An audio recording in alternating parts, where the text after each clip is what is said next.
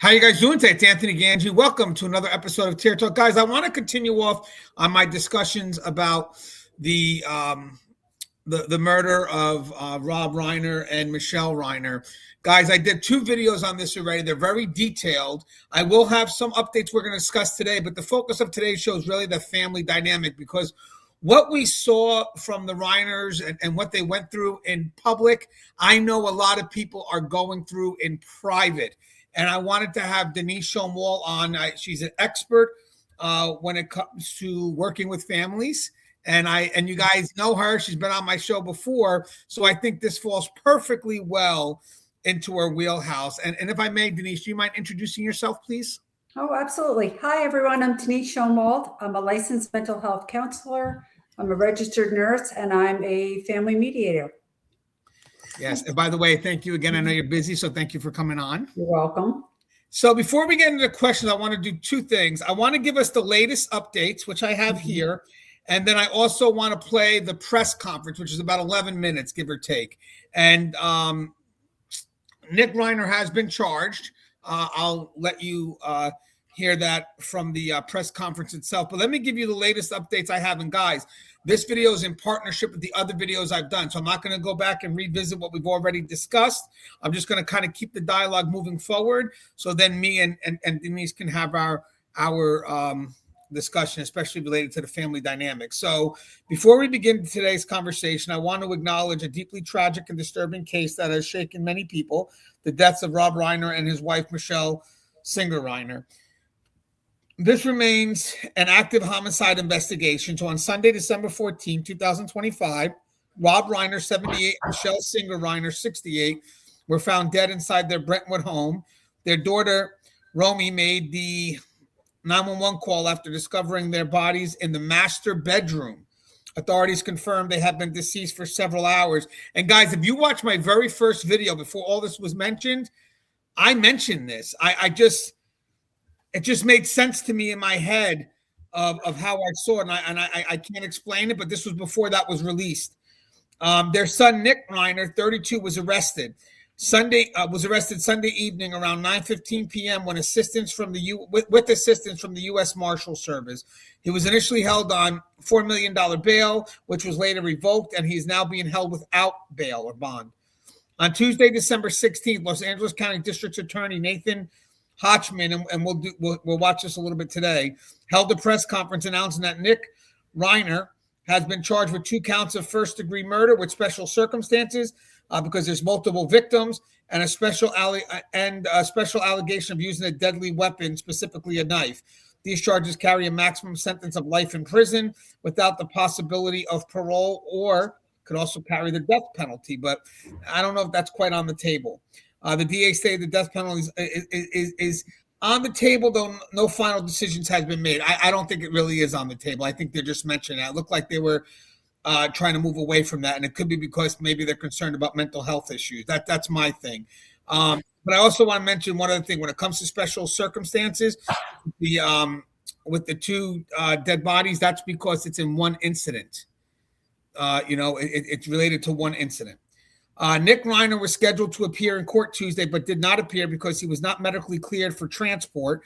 His attorney, Alan Jackson, confirmed his representation, but did not specify the medical issue. Nick remains in custody and has not yet been arraigned or entered a plea.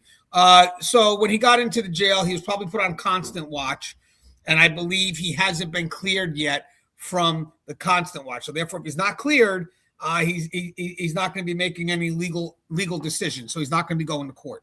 And he does got Alan Jackson. They say it's a very high profile lawyer. So people are wondering how he's paying for that.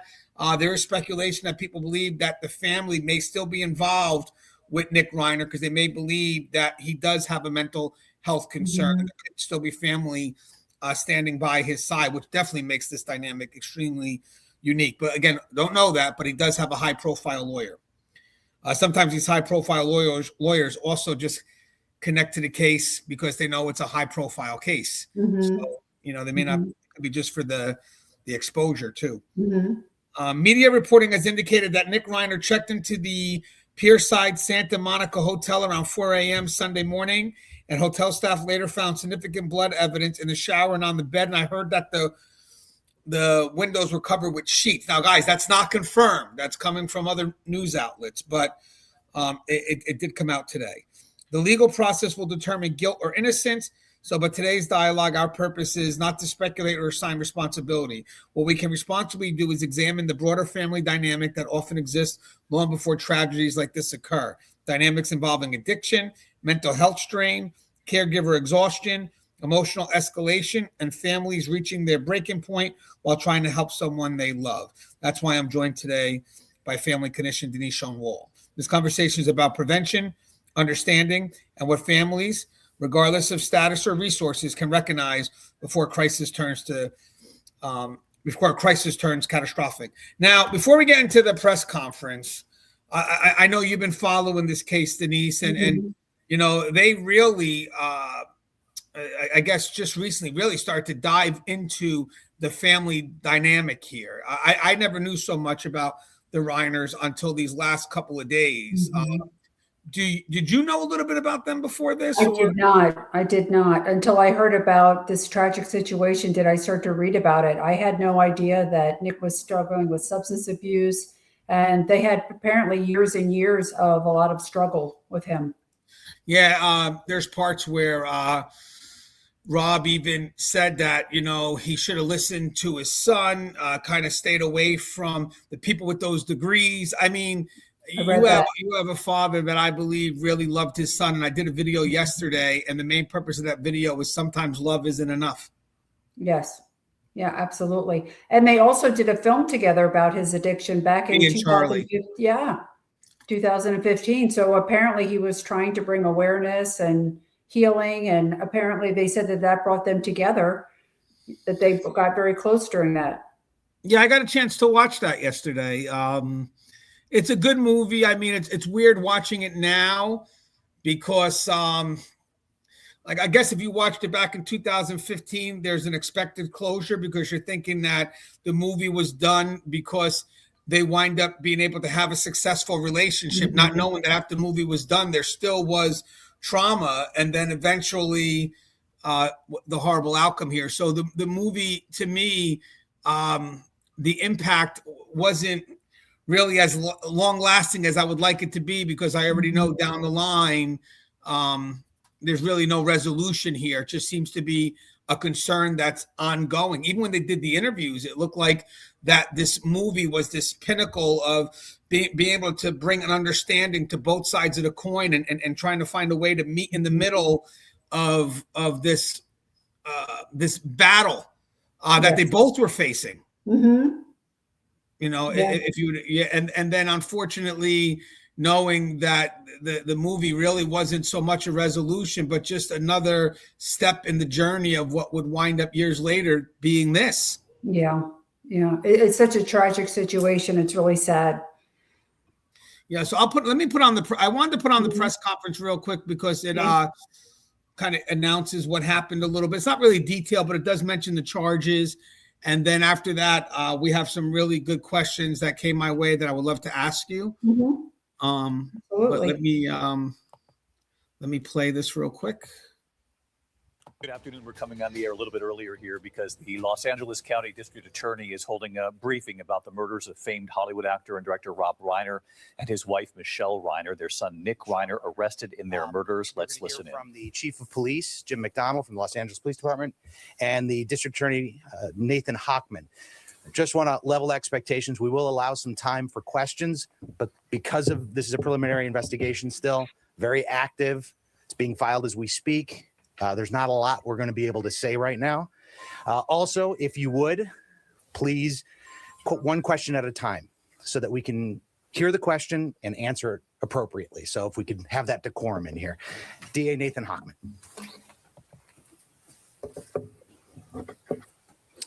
My name is Nathan Hochman. I'm the District Attorney of Los Angeles County. Today, I'm here to announce that our office will be filing charges against Nick Reiner, who is accused of killing his parents, actor-director Rob Reiner, and photographer-producer Michelle Singer Reiner. These charges will be 2 counts of first-degree murder with a special circumstance of multiple murders. He also faces a special allegation that he personally used a dangerous and deadly weapon, that being a knife. These charges carry a maximum sentence of life in prison without the possibility of parole or the death penalty. No decision at this point has been made with respect to the death penalty. We have requested and currently I just want to mention something. So it's crazy how these articles work, because he just simply said no decision has been made about the death penalty. But then I just want to mention something.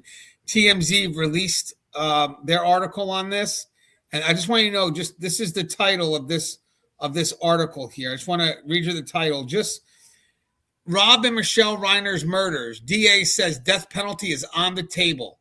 And then if you go into the first section, Nick Reiner has formally been charged. The LA County District Attorney's Office announced Reiner is charged with 2 counts of murder with the special circumstance allegation of multiple murders. He also faces a special allegation that he personally used a dangerous and deadly weapon, a knife.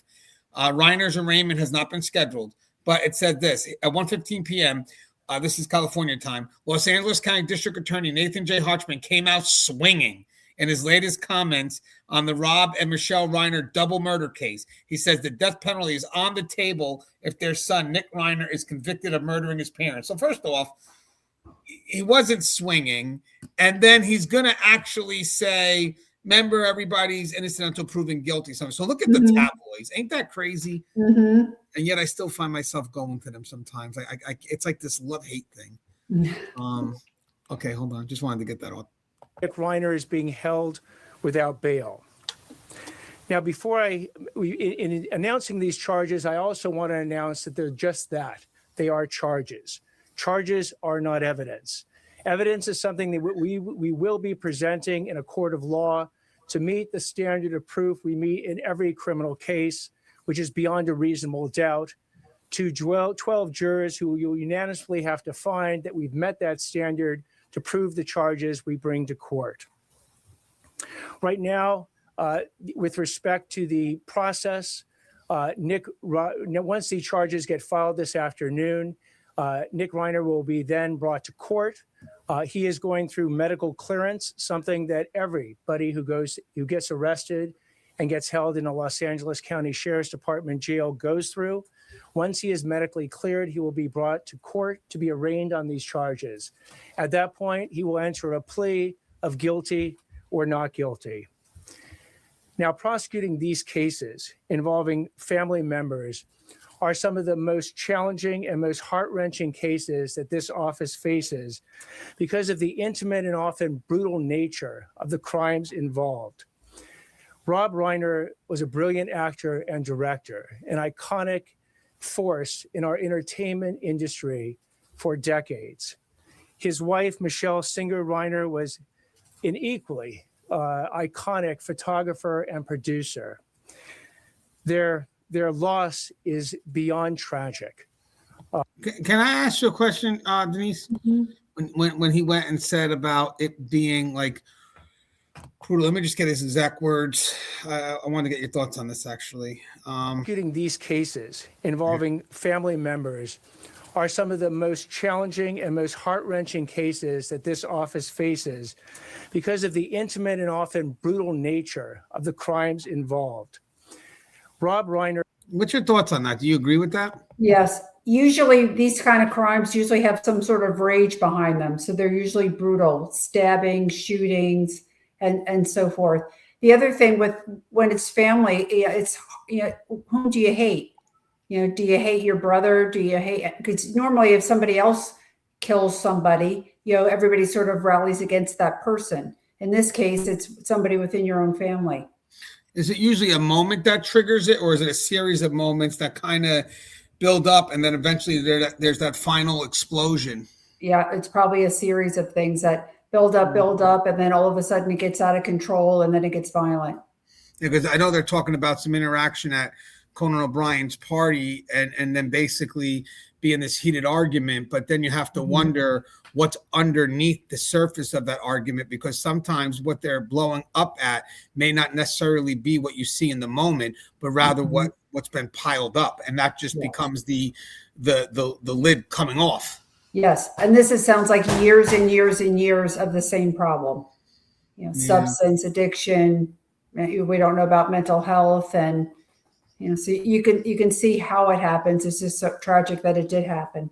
Yeah, and it's so personal, like knives. I Yeah. mean, just up close and personal. And the scary thing is usually the average person, you hurt somebody, you step away after you realize what you've done. But when it gets personal like that and you continue to go, that says a lot about empathy that's lost. Right. And both of them, it's not like that you just went after one of them, but he went after both of them.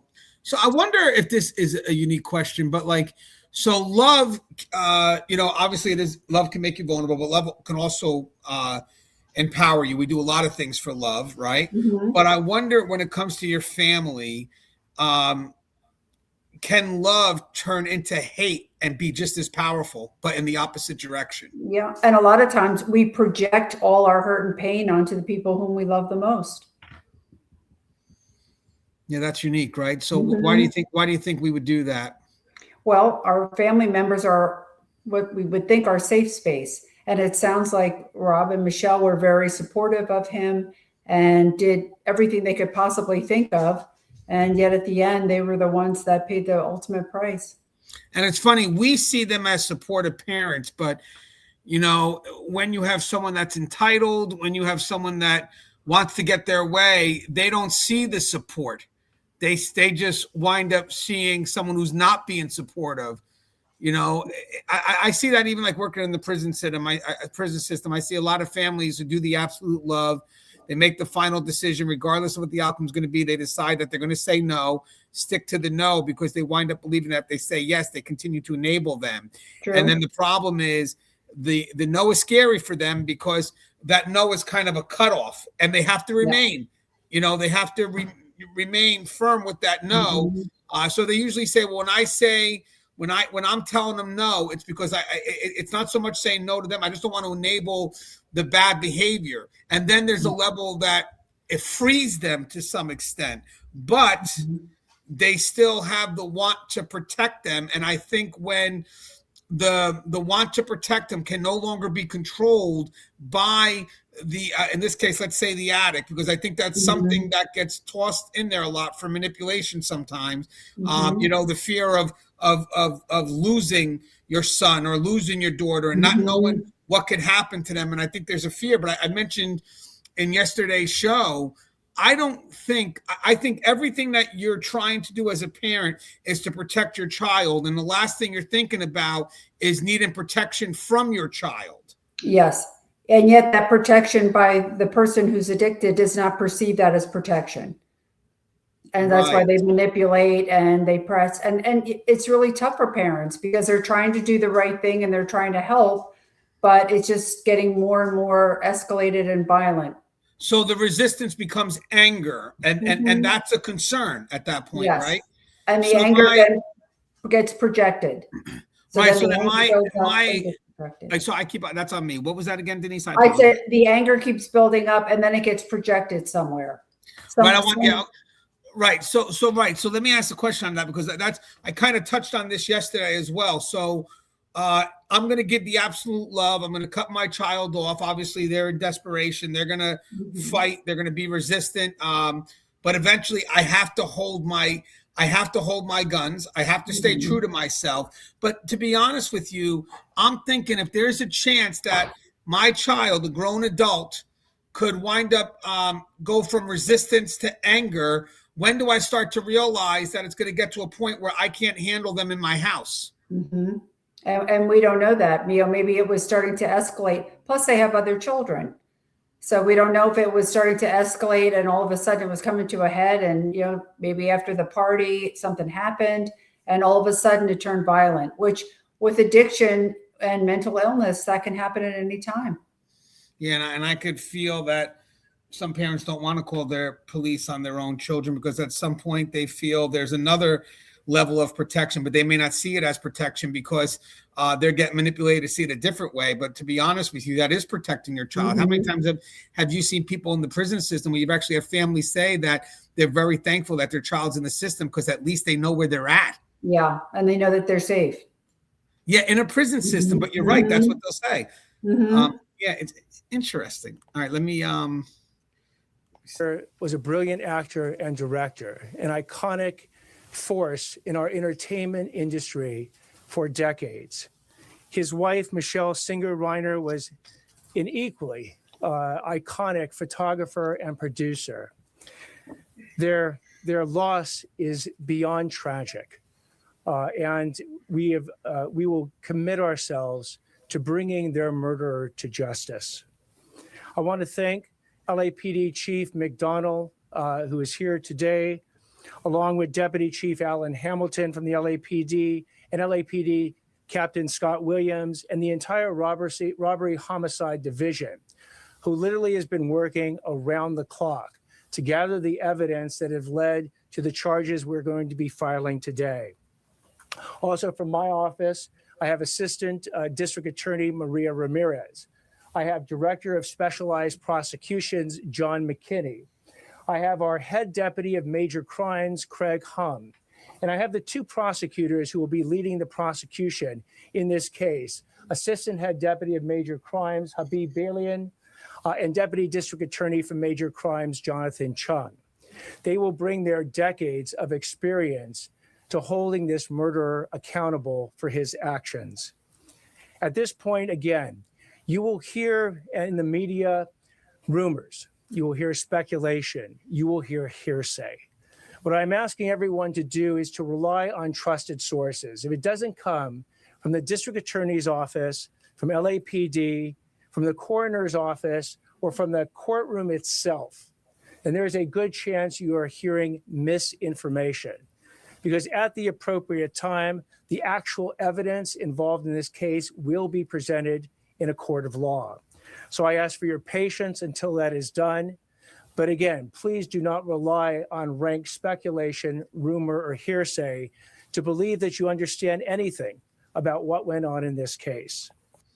All right, and that's pretty much the gist of it because, guys, they don't really answer much, but I wanted to get that last part out there because I agree with that. Sometimes I catch myself doing that, but then I decide, you know what? Let's not lengthen the timeline. Let's just let's expand it. And I think a dialogue like this does that. What we're going to talk about, because I still think that sometimes why cases like this happen, I think it brings stuff into awareness that weren't normally into awareness. And I think I want to take advantage of those opportunities. I didn't, a couple of days ago, we didn't think we'd be talking about family dynamics in households dealing with family members who face addictions. And on top of that, maybe mental health. So I got some questions, and what I did was, even though I'm going to piggyback off of the Reiner murders, unfortunately, I know that there's generalized application here. And then at the end of these series of questions, then I wanted to get this one question from there's a YouTube channel, Hidden True Killers, I think, or Hidden Killers. He has a unique question I wanted to run by you, which will be a video. It's like maybe 2 minutes, but he's asking a question to his audience that I thought we can answer. I thought it was a great question.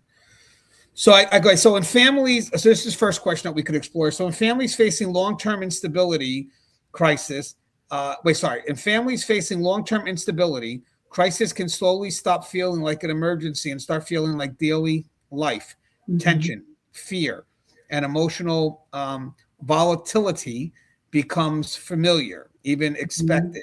Over time, this new normal can quietly erode safety, trust, and communication. Now, the Reiner family lived with Nick's addiction struggles for nearly 2 decades, from his first rehab stay at 15 through his adult years. By all accounts, they never gave up trying to help him, but the crisis becomes a persistent reality in their home. So now, from a clinical perspective, what happens to a family when long-term crisis becomes normalized like this? And how does that change emotional safety inside the home, both for the person struggling and for everyone around them? One of the things that I'd like to talk about is my first year in practice, I was an intern for a year. And we don't get a choice of where we're going to go. We just get assigned to usually it's a facility. And the one thing I kept saying to myself is, please don't get drug addiction. Please don't get substance abuse. Please. And of course, that's what I got. And so I was working with children that were addicted to some sort of substance. So I dealt a lot. I worked a lot with the families and so forth. And it becomes a really tough dynamic once someone gets addicted to anything. Because once the mind gets attached or or attracts a substance, or whether it's gambling or whether it's cocaine, that mental, I guess, strength becomes really difficult to break. And with substances, it's, they can get them easily, they can get them readily. And what do the parents do in these cases? You try to have tough love, you try to give them chances, you put them in rehab. And basically the relapse rate or the cure rate, 98% don't get cured from substance abuse, which is a terrible statistic, but it just shows you how powerful it is.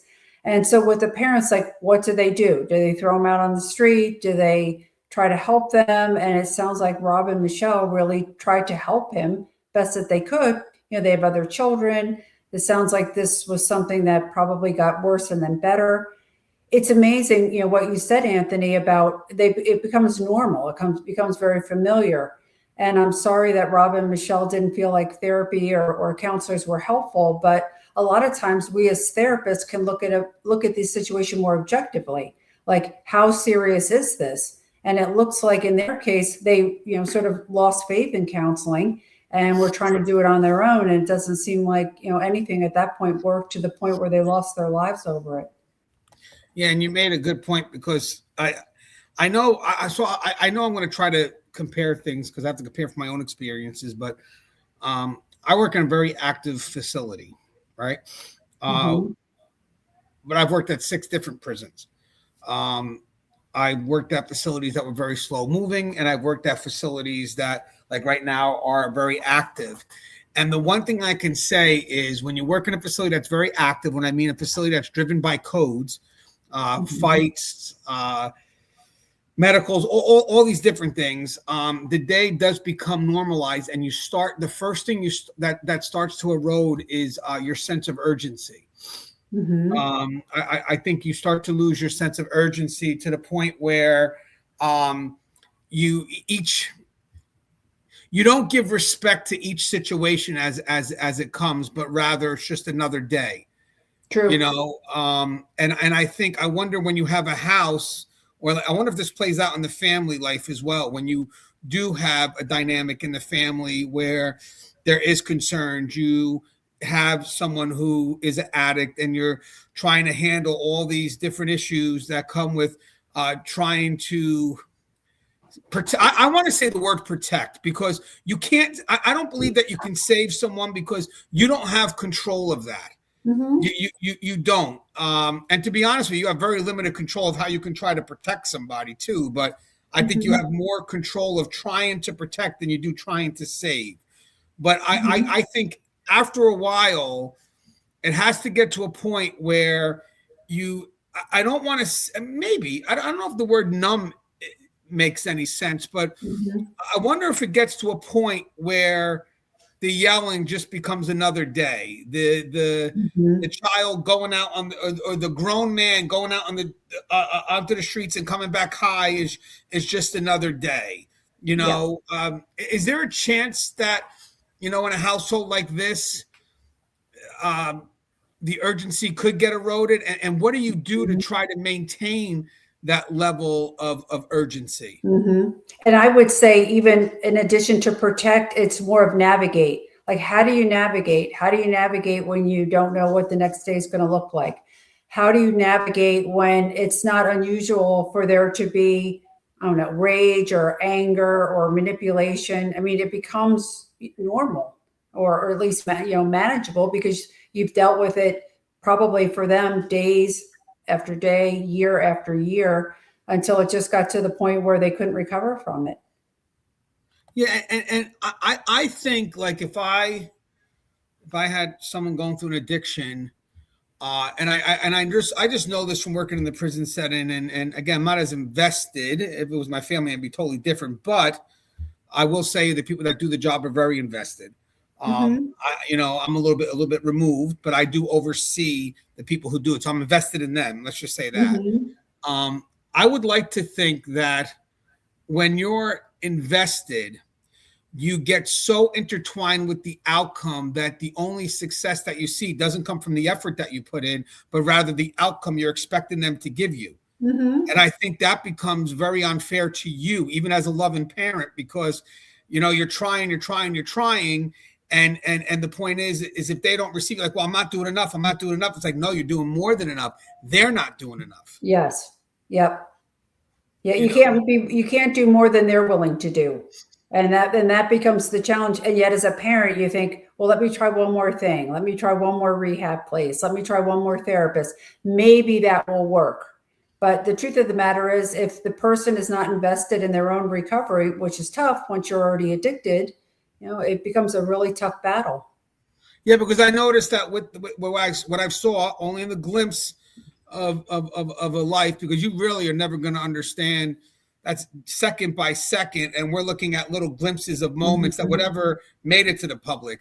But when I look at it, I see a father, I see a mother putting the effort in, but yet still thinking they're failing because they're so intertwined with wanting their son to be successful. Sure.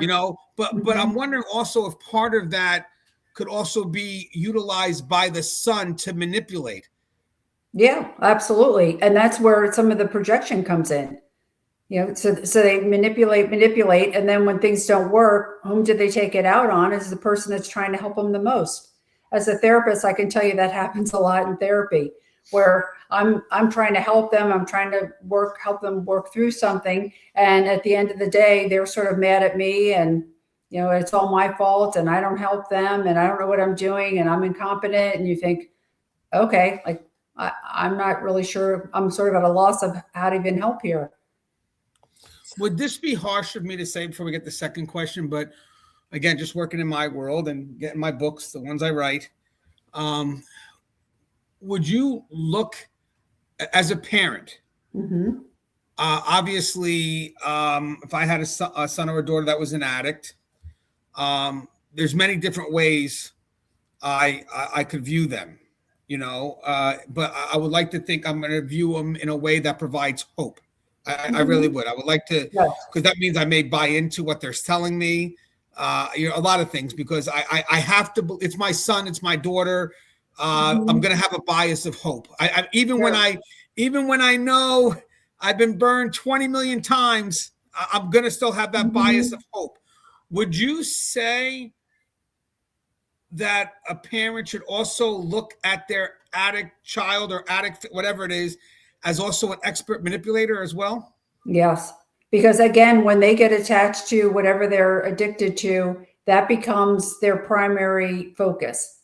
So no matter what you do, you got to remember that. And even when they're in recovery, something can happen, and all of a sudden that will cause them to relapse. Even things with like eating disorders are the same thing. You have to really be careful during some sort of tragedy or death or loss of a job, that they don't revert back to the behavior that gives them what they're looking for with the drug or eating or whatever is ease.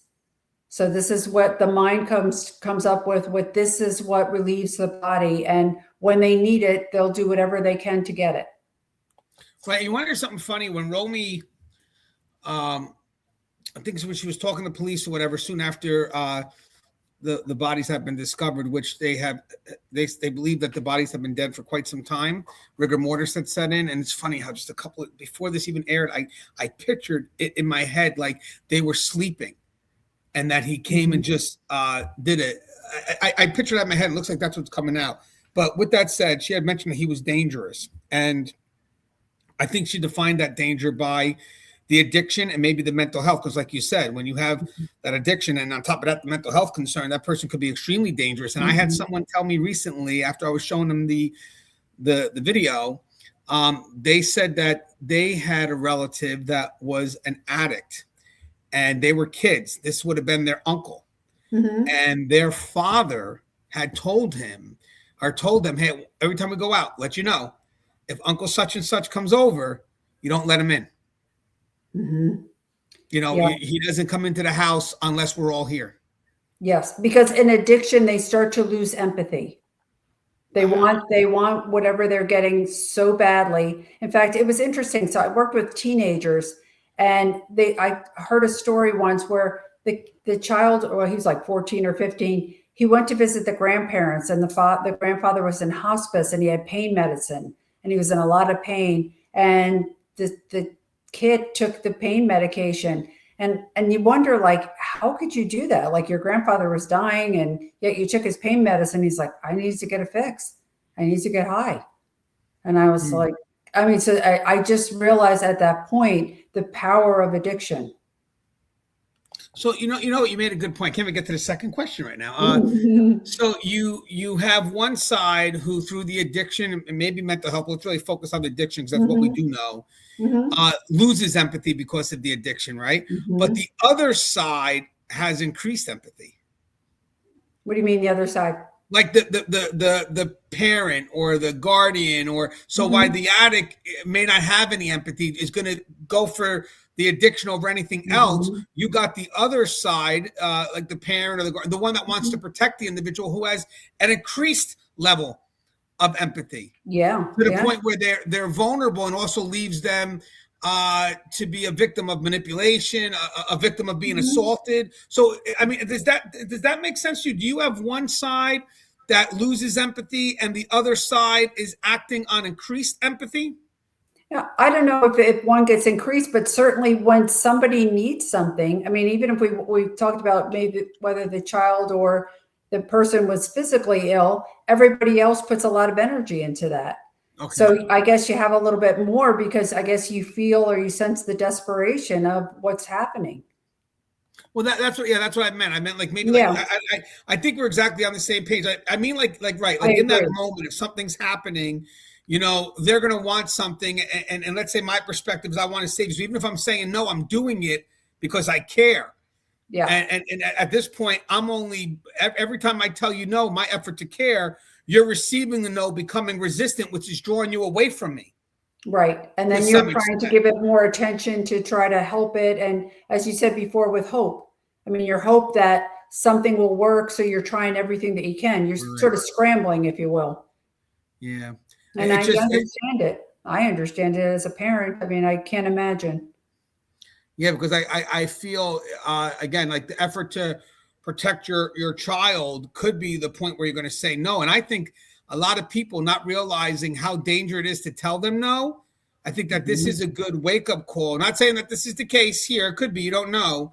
But sometimes when you're planning to hold that absolute ground, that time to say no, it doesn't hurt to have somebody around you to protect you, because that resistance at any moment can turn into something violent. Not saying that's the case here, but I mean, there's a lot of people that we have reason to believe that could be the case. Well, and you know this with the corrections, when you say no, when you put boundaries, there's a risk that they're going to push back and they're going to get violent. And I mean, that's just how it is. Because then they're trapped in the corner and they've lost whatever that little control is. Because that's another thing.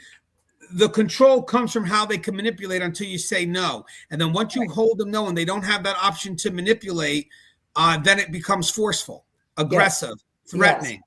Yeah, then they take it to another level. Right, and that doesn't always mean outright I'm going to come at you, but rather I'm going to hurt myself. Yeah, there's something's got to give.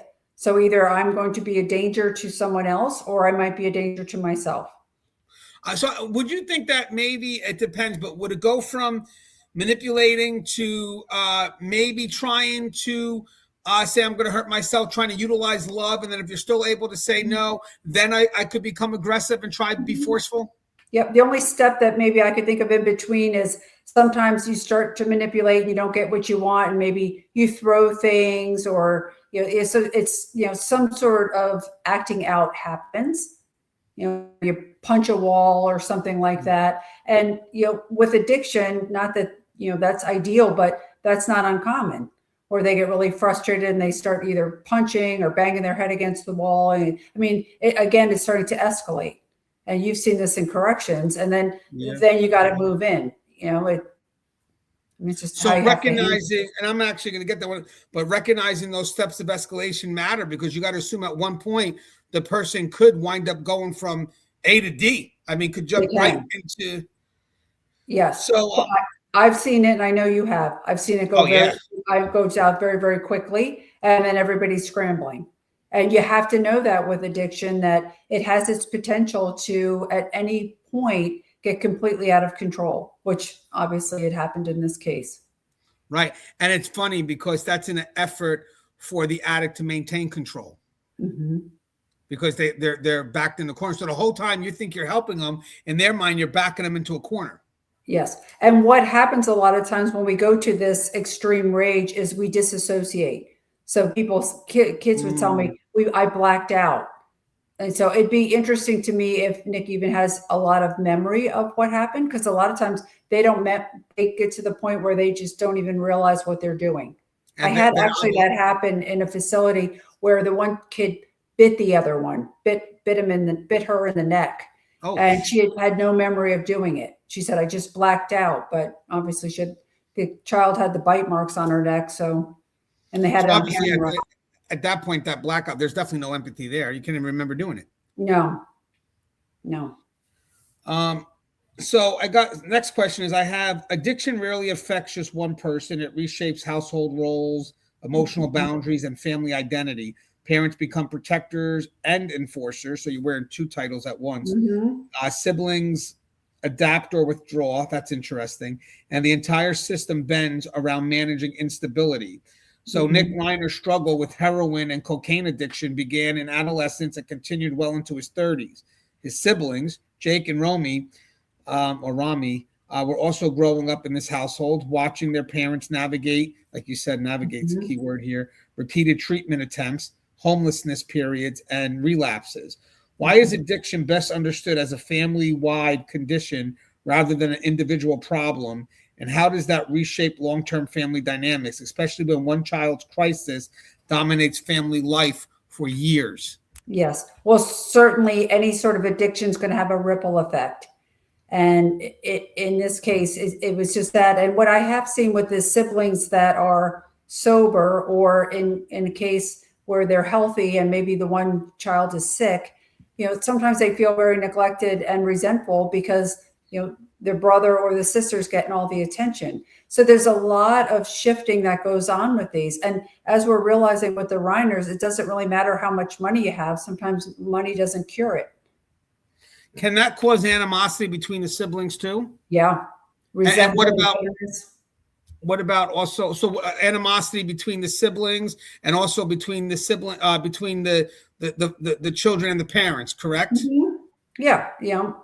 My brother Nick gets all the attention and they care more about him.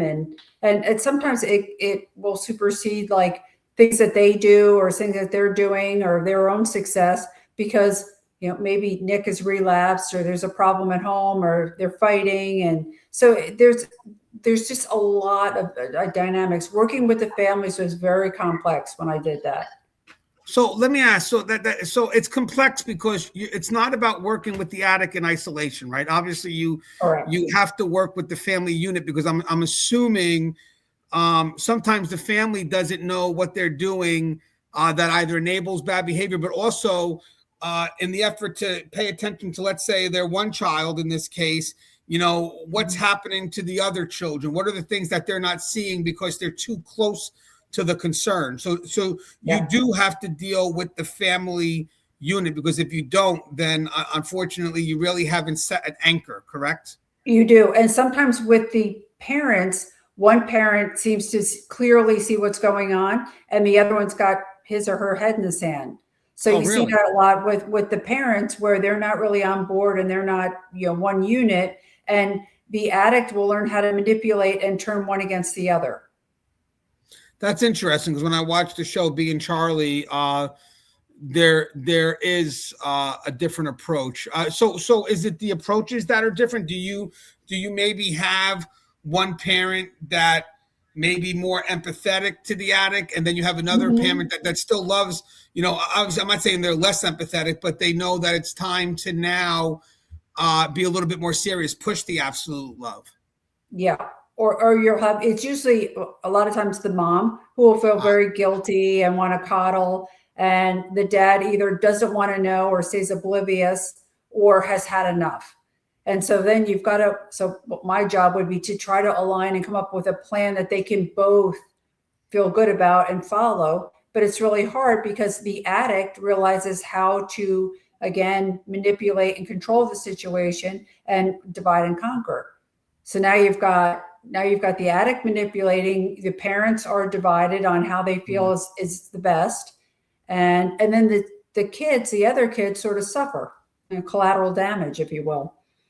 Yeah, and you know what's funny? I wonder if we don't know so much of this household to know that, but you definitely do see a father who's trying. I don't really know, so I'm assuming the mother too, because I really couldn't find a lot of videos on her, but I do know that there was something printed where she says we seem to have tried everything to some extent. I'm sure they did. So when a parent, out of curiosity, because that is a quote said by the mom, what does that mean? Does that mean that they're giving up, or does that mean they're frustrated because they don't have an answer? What does that actually mean when someone or says they're that? just at a loss? They're just at a loss. Like they don't know what to do. They don't know where to send him, what to do, what to invest in, whom to trust. I mean, it's like nothing is working, and they're just, it's like when you throw your hands up, you go, okay, I don't know what else to do. Do you think in their mind, and obviously they've been dealing with it for quite some time, do some people think working is an outcome, or do they think working is a process? Working, what do you mean? Like, so nothing's working, like you mentioned. So when you're, let's say the mother said, I tried everything, which I like the way you said it. The perspective could be, she's not giving up, but she's frustrated. Yeah. It's at a loss. Right, at a loss. Yeah. So is that because in her mind, she's looking for an outcome, a working outcome, or is it because maybe she hasn't realized that working in that sense is more of a process? Or nothing is effective, nothing is sustainable would probably be. So that matters, right? Nothing is sustainable. And okay, so if the mother had said that to you and said, I'm trying everything, but nothing seems to be sustainable, I mean, do you think the mother or the father is taking it as their fault, or do you think you have to start showing them that this is when nothing is sustainable, you can no longer look at the parent, you got to look at the addict? Exactly. I had a therapist say to me, and this was very powerful because I still remember it. He said, at some point you got to drop the rope, and either they will pick the rope up and they will figure it out, or they will never pick the rope up. And I don't care how much money or effort or time you put into it, they're not going to pick up the rope. And I thought, well, that was pretty simply put, but it was very powerful, and it's very true. At some point they got to pick up the rope, but and some people can do it, and they can, and we see this with alcoholics. They can stay and they can be sober for 30, 40 years. Some people, no matter what, they can't pick up the rope. I love that, because in that context, if I was a parent and I come to you and I'm crying out of frustration, and maybe I slip and I say I can't, I'm trying to save him, you would probably turn around and say it's not your job to save him. Exactly. Like you got to drop the rope, and at some point you got to, they have to want it more.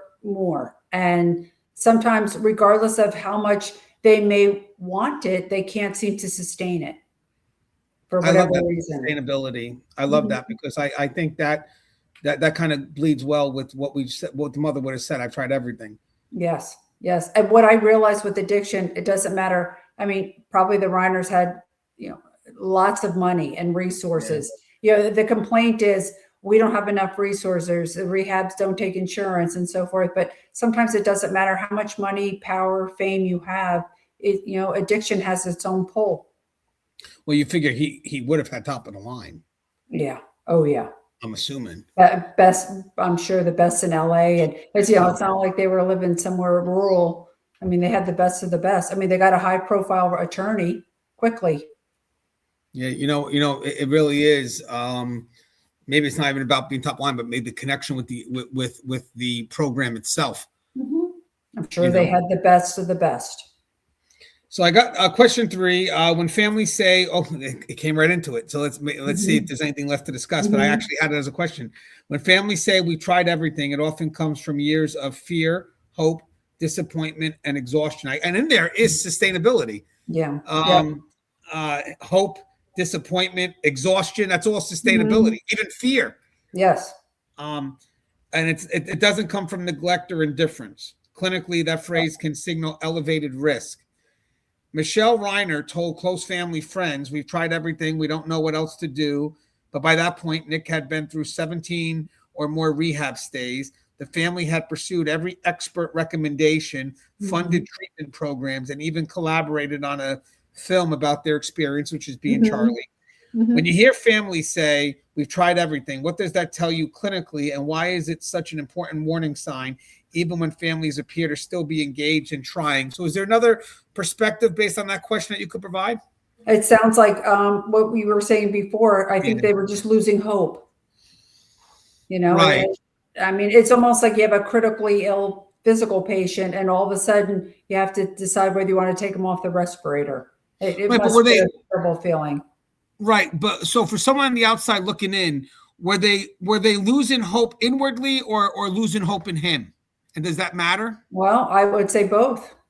You know, I mean, Oh, he's not getting any better, and we're losing hope that I mean, 17 facilities. I mean, yeah. I can't imagine the cost of that because a lot of that's out of pocket. I can't imagine that probably, I would say, millions of dollars that went into rehab.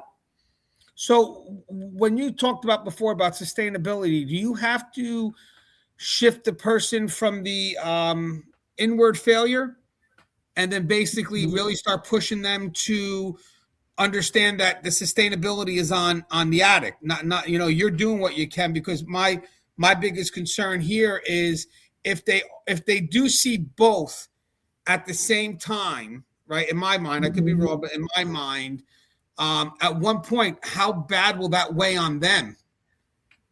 What do you mean, how bad? Like if I think that my success is not so much about the effort I give you, but rather the outcome you're supposed to give me, how quick will I become exhausted and or lose hope in everything because I'm dependent on you to kind of let me know if I'm successful, when my success really has nothing to do with the outcome, but rather the effort I can provide to a certain point. Right. And what I say to people as a therapist is I can guide and I can support and I can recommend, but I can't do it for you. So if you choose not to do it, or even if you do it, it's not because of me. And it's really hard with parents because when we have children, we feel obligated. Right. In the clinical setting, there's not much I can do. I mean, am I a bad therapist because they don't get better? Did I do the wrong thing because they won't sustain recovery? It really is. I mean, that's really sort of all ego, when I feel like it's up to me to save the world. I mean, we really have no power. What happens in a recovery is they have to learn other ways of easing their emotions and frustrations and so forth. They've learned that the mind likes the cocaine and the heroin, and it's very difficult once the mind gets connected to shift to do something else that's, obviously healthy. I've noticed too, like if the family tries to say, "Hey, every time you're doing this, you're hurting us," it really doesn't matter to the addict at that point, right? No. And that was the story that I told you about the kid that took his grandparents' pain medication. Right. And pain medication. Yeah. And who was dying and having a lot of pain in hospice, but they wanted a fix more than they felt compassion for the grandfather who was dying.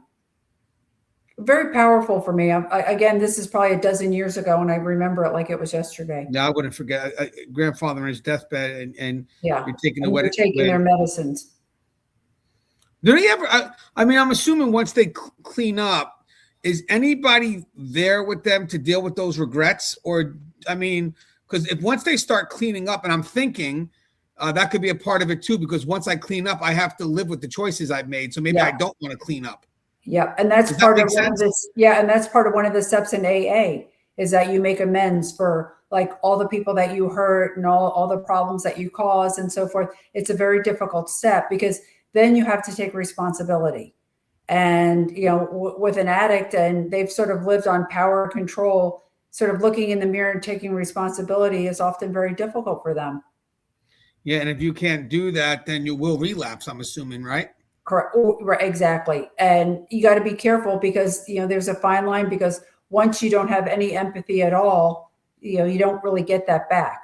hopefully there's some there that you can sort of use with the healing and, to try to sort of nurture that empathetic part of our souls that we should have. That's actually interesting. So like if you're, let's say that's actually interesting real quick. I didn't know that. So like if I'm living a life, I'm an addict and, my addiction supersedes everything, relationships, love, care, whatever it is, I get used to that lifestyle. I'm thinking that once I start to clean my mind out and I have the proper support, I start to see the error of my ways. And next thing you know, I start to kind of build that empathy back. But there's a good chance if you keep on doing it and that's the way of life, then your lack of empathy could also be another way to fuel you. Because if I do know, maybe not for everyone, I think a small amount, because let me actually rephrase something. There's a small amount that I have seen that, especially when I was at the female prison, that once they had children, what was it? Pets can do it too. Sometimes, Okay, like they're bringing pets to the prison, and all of a sudden you see that compassion and you see that love, and that's one of the reasons they're bringing it in, to get them to show empathy. Yeah, there's even, if you watch the Shield older show with Michael Chiklis, there was a prostitute that was a druggie that I felt she loved her child, but yet she would fall victim to the drugs again. But she would always do something to protect the child, because I think in her mind she eventually does try to clean herself up, but then she gets killed in the series. But her effort to protect the child was to keep the child away from her. And that's because she couldn't control herself. But as you mentioned, sometimes that child or that responsibility could be a strong factor in helping them find the want to sober up, finding the want to do what's correct. And it's motive. Can give a motive. Yeah. So it's funny because I wonder if this, I have a thought here. I wonder if this matters. So like if I'm an addict and my parents are telling me, you're hurting us, you're killing us, clean up, blah, blah, blah. I may not directly connect to that for some reason, but if I have a responsibility and I'm not someone's responsibility, but rather have a responsibility, I do see a lot of, at least when I was at the female facility, a lot of women, that's where they battle. That's where they start to battle. It's like, it's not about doing it for my parent, whatever it is, but once they brought a kid, not everyone, let's just put that out there, but there are some, let's be fair, that once they bring a child into this world, they put themselves on the straight and narrow and never fall back again because of the heightened responsibility of a choice that they want to embrace. Right. It depends upon the severity of the addiction, because I have seen others that have a child and they'll leave the child, they'll go get high and so forth. So again, we have to look at the addiction on a spectrum. Is it mild addiction or maybe moderate, that can be reversed or treated, or we can go into some sort of treatment program, recovery and sobriety? Or did it get to the stage where all of a sudden they can't turn back? And one of the things that I learned about addiction is I just never really realized the power of it. And once it gets a hold, it's not going to let go. And I thought, note to self, like, be careful of what you go to for ease. And be careful of how much you drink. Be careful of how much you spend. Be careful of how much you eat, because it's such a slippery slope. Interesting. And you know what? I've seen, when I was working at the female facility, I've seen some inmates also say that they battled a drug addiction, but their child never saw them get high. They never did it in front of their child. They would give their child over to their loved ones and then disappear into the night. And then you have others that do it right in front of the kid and don't care. Exactly. Okay. Now we're going into like a spectrum. Like, how severe is the addiction? I mean, like, I'll give it to my mother so I can go get high. I mean, so, Sigmund Freud would call that the ego. You do the right thing just in the right conditions. The super ego is when you do the right thing just because it's the right thing to do. Right. And that's good. Like, I like the Freudian. Yeah. But yeah, it's interesting because now it makes me think, like, the one that's giving her child to mother, so she doesn't, it's still selfish. Yeah, she's in Right. the ego, right? Exactly. It's so between the id and the ego. It's sort of doing the right thing when you should, but ultimately it's the id. It's the me. I want, I need, I have to have. Just never know where these conversations go into. No, you really don't. But it's worth it.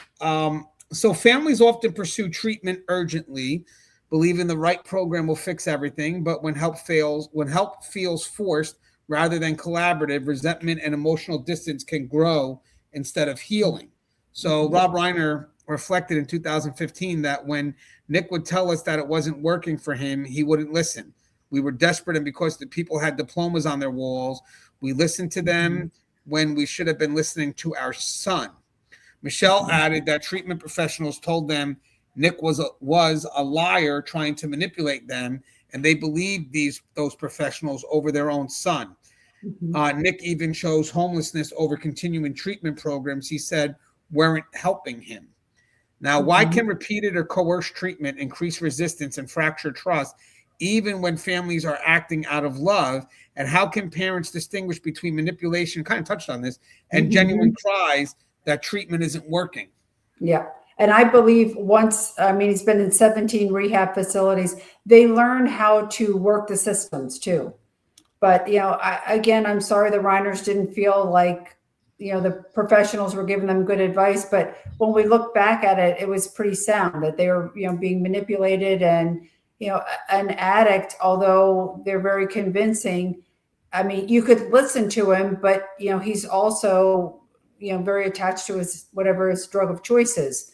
So that's his ultimate goal. I mean, in this case, I don't think that the professionals and people giving them advice were giving them poor advice. Yeah, I have to agree with you on that, because I don't think so. So again, let's say I have an inmate that has a problem with one cellmate, tells me it was the cellmate's fault, whatever it is, and okay, I'm gonna separate them. Maybe it was just a situation, but then another cellmate, then another cellmate, then another cellmate, and then it's like, well, at one point, when you start looking at the inmate that's making the complaint. So if you have 17 different rehabs, at one point, I think it should be easier to believe that it's not the rehabs. Correct. It's got to be the individual, because that's the only consistency. Yes. And we have to remember the age that people start with experimenting with substances is the age that they stop maturing. So he was, I don't know how old he was, but 15, I think I had. Okay. So he started at 15, and he's how old now? Do we know? 32. Okay. So he's really 15. That's interesting.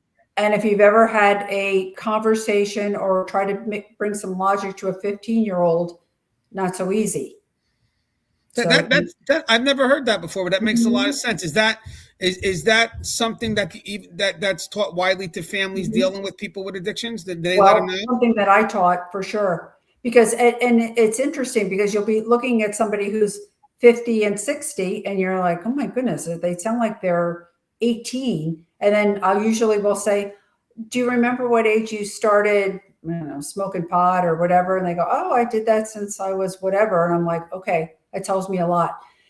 What it does is it sort of destroys your executive functioning. That's why that's why you're not really thinking things through. You can get some of that back if you you can sustain recovery and you can educate and learn and all that. You can get some of it back. But if you're staying in the throes of addiction, you're likely going to cap out at the age that you started. So obviously there's no maturity. So you're looking at impulse decision making, Yep. Lack of empathy. That's interesting. I like that. I wonder if that's something I could push out at my facility in some cases. I never thought of that, and it makes total sense. I just never thought of that. Yeah, and notice it. So when all of a sudden you hear their rationale and all of that, you've got to think, I wonder if they've experimented substances, and if they have, what age did they started? Guaranteed, if they tell you, you'll be like, that makes sense. And it's funny because you're thinking, in this case here, you're dealing with someone who's immature because you can't move past a certain point. Correct. because you can't move past 15 or 13 or whatever. Yeah, and you know how I recognize sometimes when someone's immature and I'm wasting my energy is when I start looking at myself at being immature. Yeah, exactly. Because what happens is you tend to attach at that level, and hopefully then you can step back. But with me, I try to figure out, like, this person is not having this conversation at an appropriate age. Yeah, that's true. And then again, I think that's the key, because if we're going to look to address a problem, I need long-term solution here, not in the moment. So the problem is, I think that's another concern when you have the families trying to do something long-term and this person's looking for an immediate fix. And the problem is they're not willing to go through the struggle to get to the long-term, where we're ready to do that. You're not. And the problem is you want the easy out. Yeah. Which, if you think about it, we all want the easy out. But it relates to what you're saying about immaturity. Because if I talk to my kids right now, man, try to get them to save $1 as opposed to spending it right now. They want something now. They want they want it now. Yeah. They want what they want, and they want it now. Because so developmentally, the id in a young child is normal, not ideal, but normal. As they get older, you try to get them to mature. If they start with substances, they're getting stuck in the id. They make it to the ego, which we talked about, giving your baby to the mother so you can go get high, but that's not a whole lot of improvement. It's still not doing the right thing. It's just not doing the right thing in front of certain people. Yeah, you're right. And it kind of seems like it's always the center of the discussion, where as an adult, you're always telling them, just give it a little bit more time. Give it a little bit of time, because you have the hope that if they could just sit there and wait a little bit, they'll come around. Yeah, you're hoping they'll gain insight. But again, if you're addicted, you're not getting any insight. You're connected to whatever. We see it with food.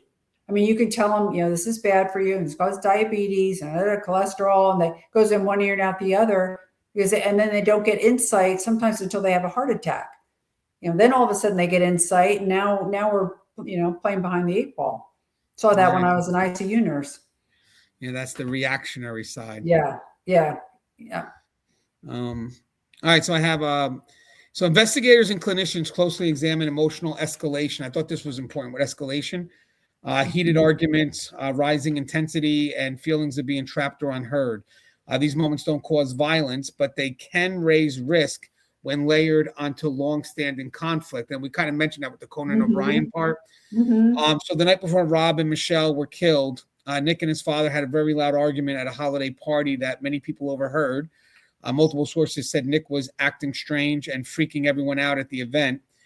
Why is emotional escalation such a critical risk factor in families under prolonged stress? And what distinguishes a heated family argument from something that signals danger is imminent? Yeah. Well, as being in Department of Corrections, you sort of sense that, and you know how to handle it. It can be hard when you've gone through it years and years and years with a family member, where all of a sudden you can't, it's difficult not to attach to it. I imagine at a party, the last thing you want to do is deal with something that's been going on for years and years and years. I would guess that obviously there's probably a lot of alcohol, maybe even drugs at any kind of party, not just blaming it on a celebrity party. Certainly that's temptation. And, I can imagine how that all escalated and got sort of out of hand. Just a guess. No, but I agree with you. So what's funny? I always, I guess, again, I try to compare worlds. When you work in a prison, there's always tension building, and sad thing is when it's quiet, you're always concerned that there's going to be an explosion. Oh, yeah. The longer it's quiet, as much as you want to find relaxation within that quiet, you get nervous because there is a thing as it's too quiet. Yeah, there's something brewing. Yeah, and I think for families, I have to say maybe there's a thing where when things are quiet and it's a good quiet, and when things are quiet and it's a bad quiet. Yeah. I think it's something that you just you feel, you live it, you feel it. You live it and you know it. And I think most of the time what happens here in my mind is that when you bottle up instead of having a healthy way to express, there'll always be that moment. and it's going to be small. It's going to be extremely small. And the problem is you wind up spending so much time trying to think that you have to address that small issue, that it's what's on the surface. And it turns out to be wasted energy, because at the end of the day, it wasn't what happened in the moment. It was something that should have been addressed years ago. Yeah. I mean, that far back even. Right. And, talk about like a slippery slope. Now you're at a party where there's a lot of people and there's a lot of opportunity. So I imagine that could have been a pivotal moment. Well, it's funny. Now, you know what's funny as a clinician? Let's say you happen to see these two arguing. Some people would probably think they must be arguing over something in the moment, right? At very surface, very what they see. Right. But as a clinician, you're probably thinking, this is their dynamic. Well, particularly if you know their history. I mean, Yeah, so this is, you don't know their history, but I mean, certainly we've all can relate to go to parties where you're like, Uncle so-and-so is coming. Let's not have that much beer out, or let's not put out the scotch because you know how he gets. I mean, that happens. So you have a party like this where it's very high profile. I'm sure the best of the best. There's a lot of opportunity, and you've got a kid who's got potential for relapse, and there's tension. I mean, it's understandable. That's all I'm saying in hindsight.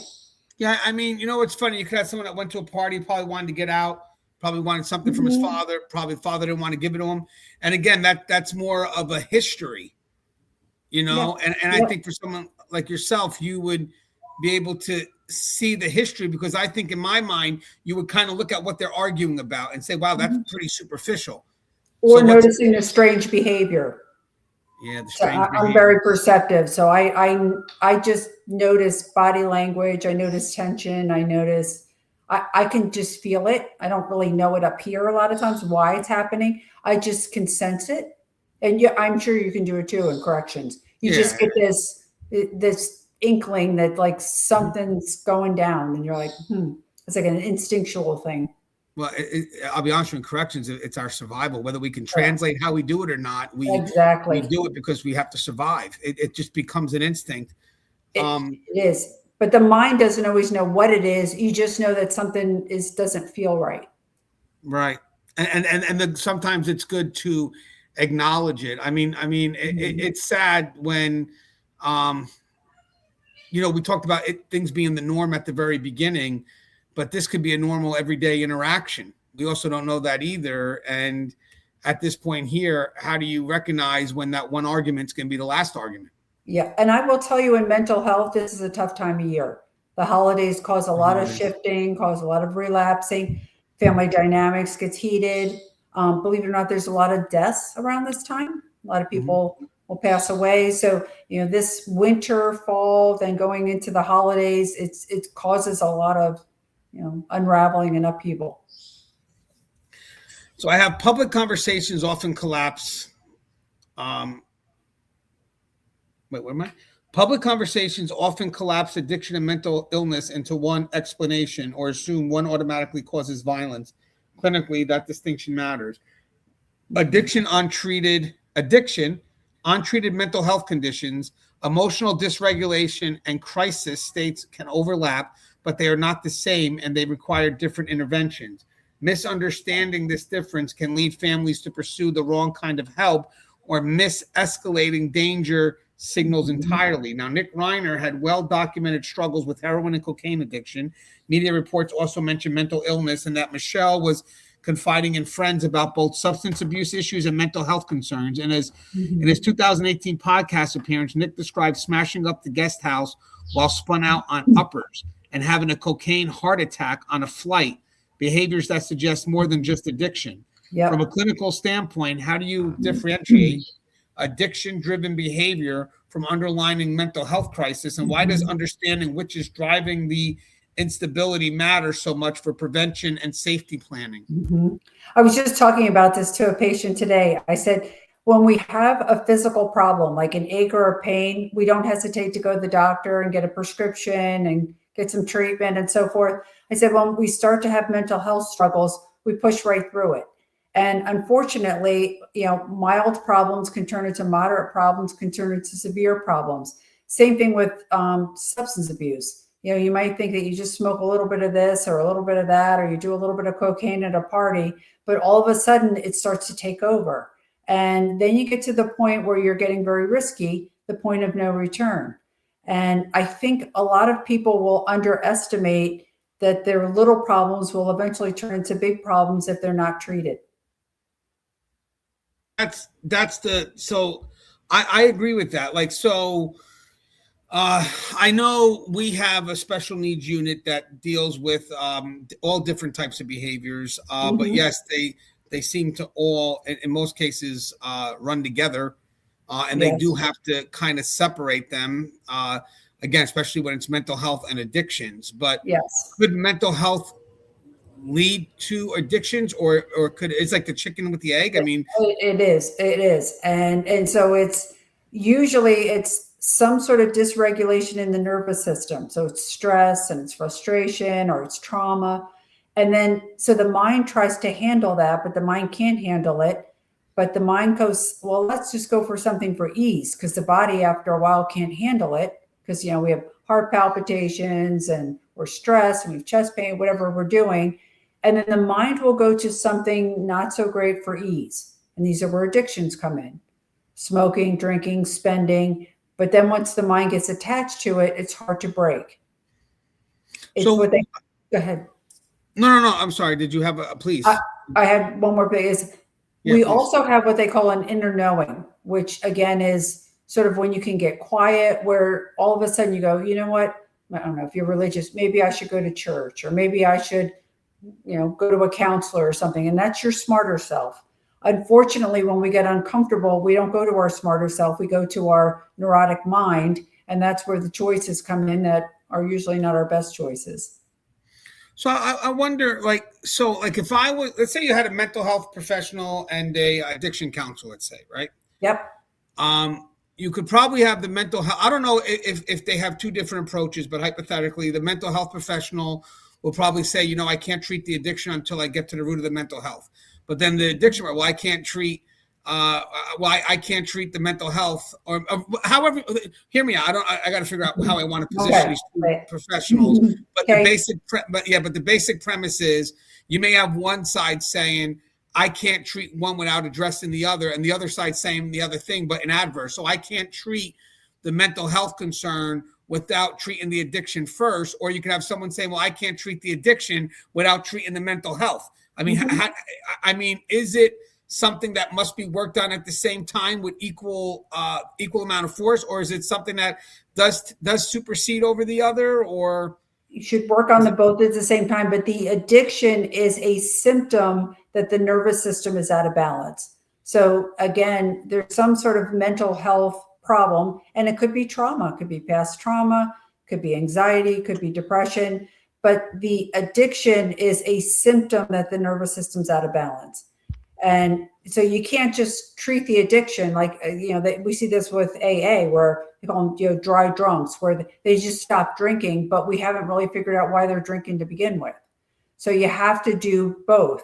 These are where a lot of these facilities are what they call dual diagnosis. They have the mental health and the addiction counselor working together, which ultimately is what you need.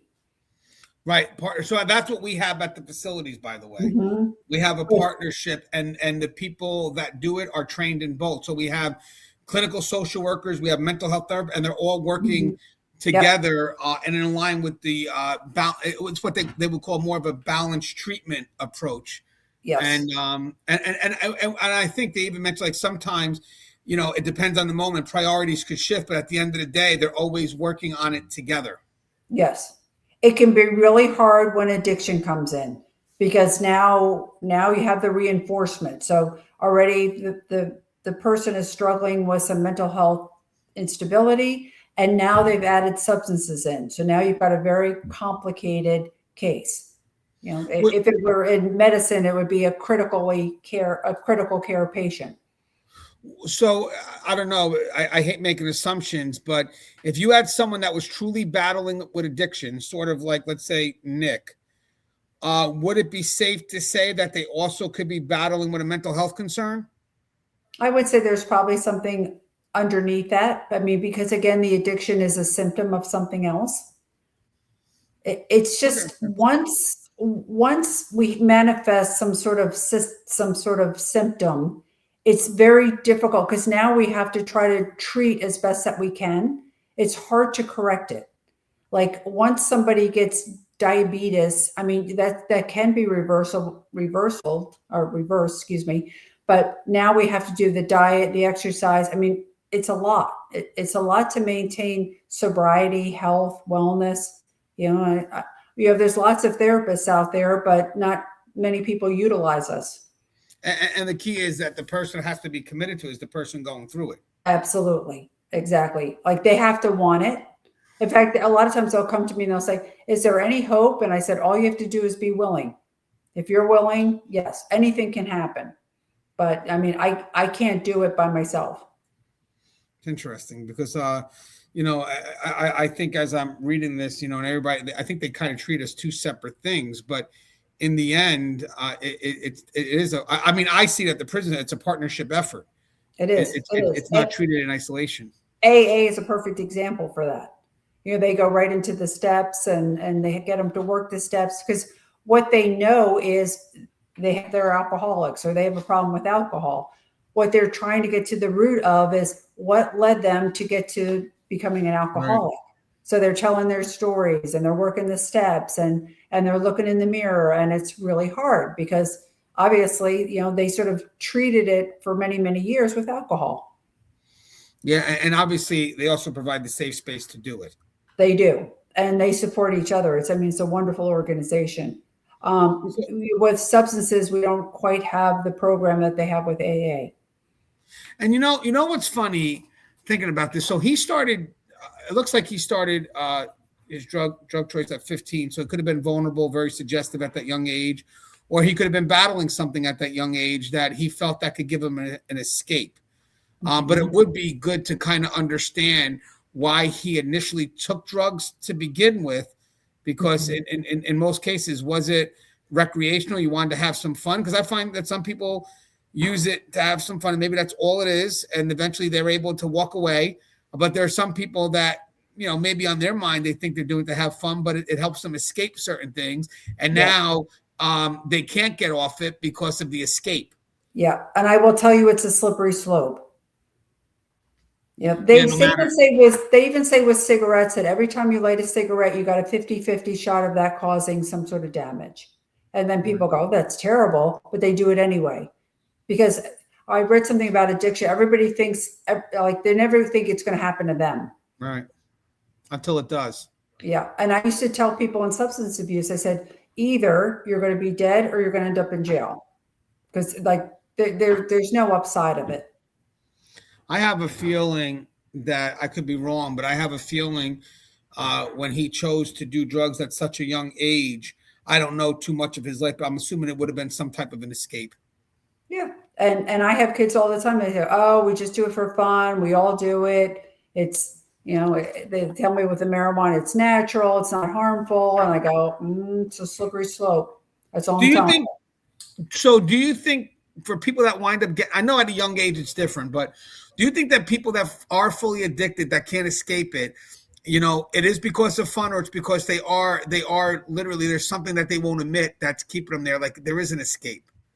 Well, of course, they do it because it, feels good. Same thing with food and gambling and all that. The mind, or the brain dumps a lot of dopamine. So, but what happens is, again, this mental connection gets attached to it and it'll pick that over everything. Believe it or not, we're seeing a lot with technology now, with the kids with the video games. Try to get a video game from them and they'll take you down.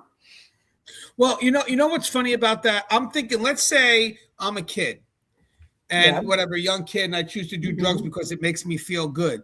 Then I get used to that feeling. So now I wind up taking drugs on moments when I really shouldn't be feeling good.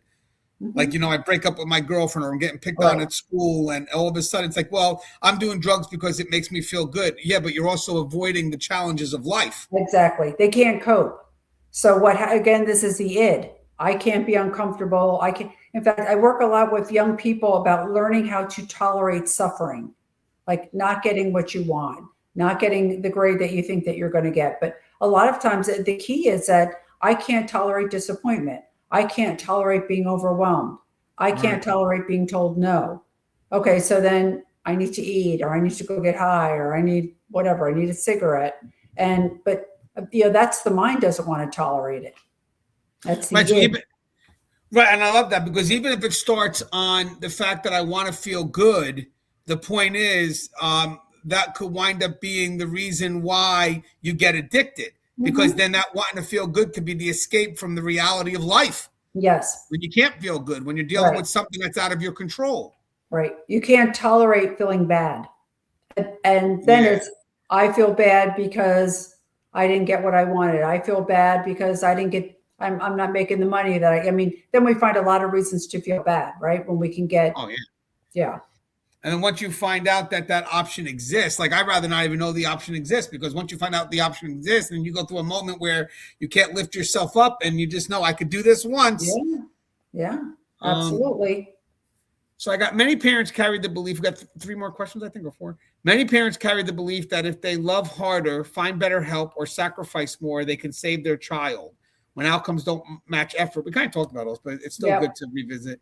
When outcomes don't match effort, guilt and self-blame can be overwhelming. The Reiners had every advantage: financial resources, like you said, access to top treatment programs, industry connections, and a willingness to be open about their struggles. They even turned their pain into art, collaborating on Being Charlie as a way to process what they've been through. And still, despite all that effort and love, they couldn't stop the tragedy that unfolded. So how do clinicians help parents accept the limits of control without falling into shame or self-blame, which we discussed, but especially when they truly done everything they could think of? So maybe, is there anything else we haven't covered in that? Yeah, no, I think we covered everything in that one. It's amazing how we just allow ourselves to we just went through most of the questions just in a conversation or 2. But no, that's good, because it's coming out natural as being prompt. So whoever sent me the question, guys, it's answered.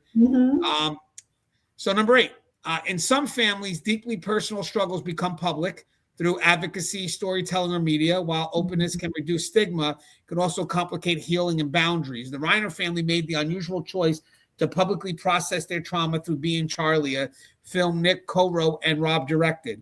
They did joint interviews, promotional appearances, and spoke openly about their struggles. Nick himself gave multiple interviews and podcast appearances discussing his addiction, homelessness, and conflicts with his parents. Now, what are the emotional risks when families publicly share or process private trauma like this, and how can that affect long-term recovery and family dynamics, particularly when the person struggling is still vulnerable? I think in the film, though, the intention was for them to help other people understand addiction, understand the challenges of it. So in that case, even though we now know what the outcome was long-term, I think the hope is that maybe it helped some people that watched it. Maybe some people will watch it now and do things differently. So I'm sort of glad that they made the film, because I think that there was no harm in there. And if anything, it can give other families hope and promise of maybe taking a different road. You know, I see that, and I also see this. I'd love to get your opinion on this. So when they did the interview and they were talking to each other, they also said that making this movie was a way for them to see each other's perspective through the eyes of the other individual. So this is how my son must see me, and this is how my dad must see me. And I thought that was unique. I thought that was something. And what I also thought was good was that Nick really didn't know how talented his father was. Again, sometimes you're next to greatness, you really don't know. I try to tell my wife that every time. I try to tell my wife that every time, babe, you're next to greatness here. But you don't know, because you're next to the person, not the greatness. You know, you're next to the person, not the myth. You're next to the person, not the legend. Yes. That's all for me. And I'm sure you too, Denise. You know, but the thing is, you're next to the person. So the funny thing is you know the flaws. And the flaws are always gonna, you know, trust me, when you think you're being perfect, the wife will say, well, I heard you fart in the shower. You know, I mean, they find ways to humble you, you know, but the thing is, I say all that to say the son, I think at one point, maybe, I could be wrong, but Rob may had a unique situation how he communicated his love. And I think when they decided to do the movie, I think the son knew that was a language his father could speak, because he felt that the love for the work the love that his father gave the work that he did. His father made some of the best movies in Hollywood history. Some of my favorites, even ones they didn't mention, like Story of Us. Love that movie. Stand By Me, one of my favorites. So I think in my mind, Nick could have thought that, you know what, maybe I can get what I need through doing this movie with my father, and just trying to connect with him on that passion, but then seeing I can receive that passion in the storytelling. Yeah, I imagine parts of the movie were very cathartic, were very healing. They talked about it, yeah. And that's the purpose. It's sometimes people come to counseling for the same thing, where it's a couple and they just want to talk in front of, a therapist or a counselor, because it's the first time that they feel I can feel vulnerable and can really express how they feel, and have a conversation without it getting heated, because it usually will not get heated, usually. And we can have some really good conversation. And you know what's funny is he never really did a movie after that. So Nick started off, this, and then it doesn't shock me that he may not have committed to anything after, or not that I know of, because obviously addicts, may not stay to things long term. So maybe it was the quick benefit of getting a couple bucks. It could be that too. Well, and then what else do you do after that? I mean, if you have no expertise, I don't know right. what So else. I was thinking after he did his first movie, and you have the option. You get better as you go. Try to do another one, but I didn't see anything else done by him. Yeah, and you don't and know his father was why. Whether why? What happened there? But either way, I think that's a powerful moment to share, because they both had to be vulnerable in doing it. Now, the funny thing is, here's my only concern, and I got to put it out there, and it doesn't mean it's the case. This also could have been the ultimate manipulation. I'm not being an asshole. I'm not, because I could be way off. But you got the father who did it for love, who thought this would be a way to connect, and then the son who really did it for the profit. Well, but what was to gain from it? Money. It's like, and it's hard to manipulate when you have to be vulnerable. Right. But can I ask you a question? So that's a good point. So I'm thinking at the end, maybe there was a chance to make some money. You don't know. I'm sure this took a lot of time and commitment, obviously. It's a story that was marketable. So I don't know who brought the idea up. I don't know if it was him or if it was Rob. I think most likely, in my mind, I could be wrong, but it could be probably Nick and the father just wanting to embrace that. So I don't care about putting our vulnerabilities out there. I'm doing this for my son. I think that could be, but then it could be like something very meaningful for the father, and the son just kind of going along with it because he knows he's going to benefit. Because when I watched the interviews, I saw a lot more from the father. I saw a lot more from Rob in the connection. Nick said things, but it looks like he was just doing things to get along, because you got the father saying, I could have been more, I could have been better. But you're right. Maybe I'm totally wrong, but I still wanted to put it out there that you could have a father that did it in the hopes that this would be that resolution, the ultimate resolution. Yeah. And then it just leading to 9 years later. Let's hope it was part of the healing, and a lot of people learned and benefited from it. And unfortunately, it was not sustainable. It was not. I like that. But having said that, I didn't say anything that was too off center, did I? Well, it's hard to say. And if I'm Rob, Reiner, Michelle, I make sure that money is not just given to him. Like, here's X amount of $1 million. To do that for an addict would be. I can't imagine that they did that. They may have had to, divvy the money out just so, or, I can't imagine that they just sort of wrote him a check and said, here you go, enjoy. Well, let me be clear. I think maybe they were building a better relationship. So he didn't do it for the addict. He did it for his son, but his son is still an addict. Does that make sense? Well, maybe he did it for them to heal and them to help others heal. Yeah, I agree with that. I agree with that, at least from Rob's perspective. I just want to put it out there. 'Cause I Probably could Nick's too. And probably And Nick's Nick's too, yeah. too. All right, Because so I he could be had way to off. I could be he way had off. to be Denise, hammer me truthful. down. Well, he had to be truthful about, all of his, decisions. And so he had to be vulnerable, which I can imagine was not easy for him. So that brings me a good question, actually, from your experience. How many addicts, why they battle the addiction? So, they're still battling. So they're fed by the addiction, feel shame or embarrassment when they're battling the addiction, or does that come afterwards?